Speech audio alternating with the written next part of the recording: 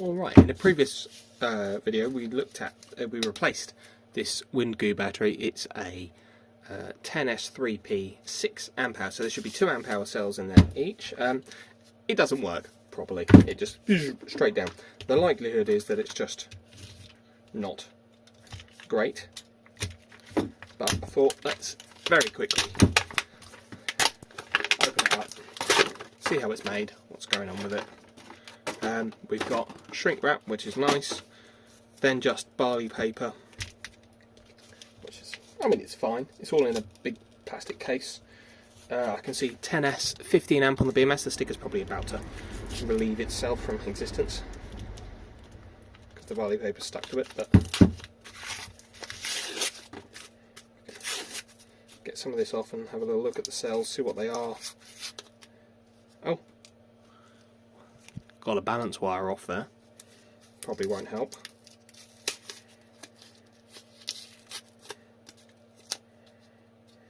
Rusty.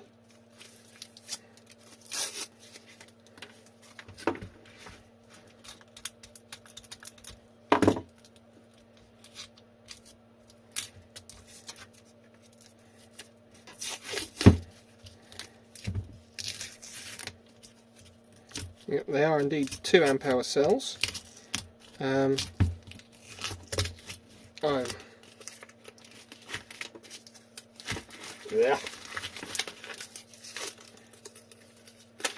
unsure as to, you know, what exactly brand of cells they are, but they are at least 2 amp hour ones. L2Y, don't know.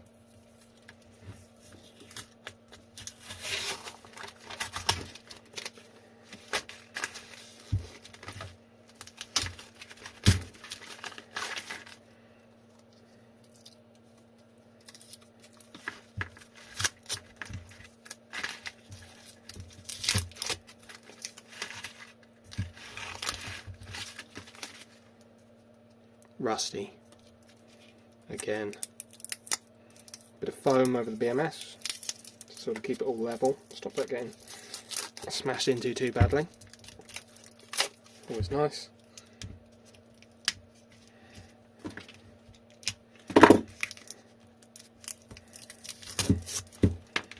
Sputter wire to look, you know, fine. I think it's probably just not the best cells in the world, shall we say. Doesn't necessarily mean that it's bad by nature, just that sometimes, or more often than not at least, the sort of an unbranded cell doesn't last as long as a Sony, a Panasonic, an LG, a quality cell anyway. There are some unbranded cells that are fine, don't have any issues, but of course by the nature of what we do, we only get the stuff that's broken. There's no insulation between the series groups, they're just rattling around. Obviously they weren't loose, but now that I've undone all the barley paper they are loose, and barley paper isn't really good enough. You want, you know, something a bit better than that to hold it together.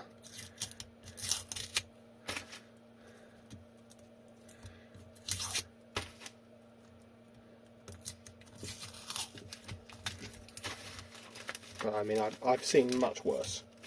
Like, it's fine, just not exceptional or anything. The rustiness isn't really great, but could be environmental moisture, all sorts. BMS here, temperature sensor going somewhere.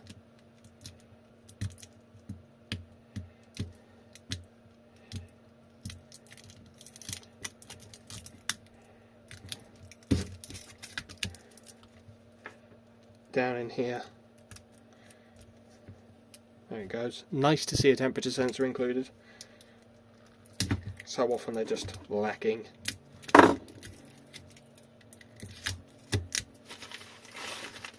Pile of it. But yeah, that balance wire being off at the bottom there probably isn't a great way to go on.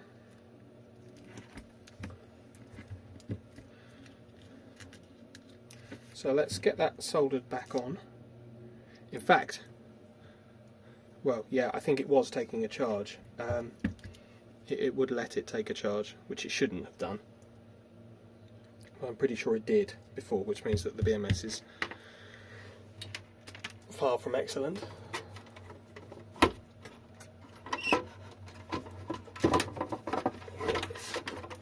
Probe back. I'll put my benchtop power supply on. Red on the positive.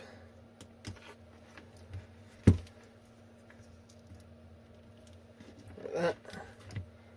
And our negative probes over here. We'll just apply power to the charge port area of the BMS and we'll see if it draws, which I think it still will. Well, no, it's not. That's good. We apply it to the battery minus. It is drawing power, but not at the charge terminal, which is good. I'm kind of careful about this. I'll be able to not blow anything up. If I touch this back to where it should be,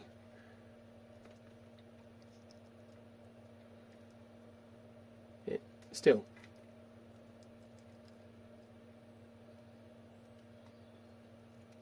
doesn't draw any power. Interesting. Let's get the solder back on. See where we are then. Strip off a little bit of excess. Add way too much flux.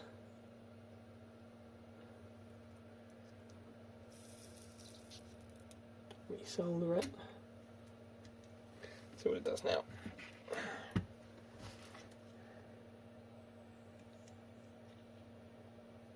Still doesn't want to charge.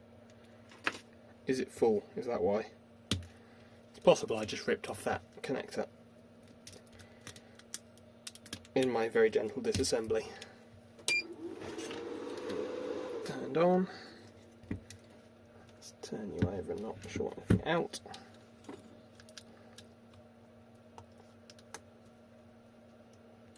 And we've got, yeah, they're not that far off full. They're, doesn't matter, but they're all 0.05 volt drop. Bit of voltage sag, but I've seen worse.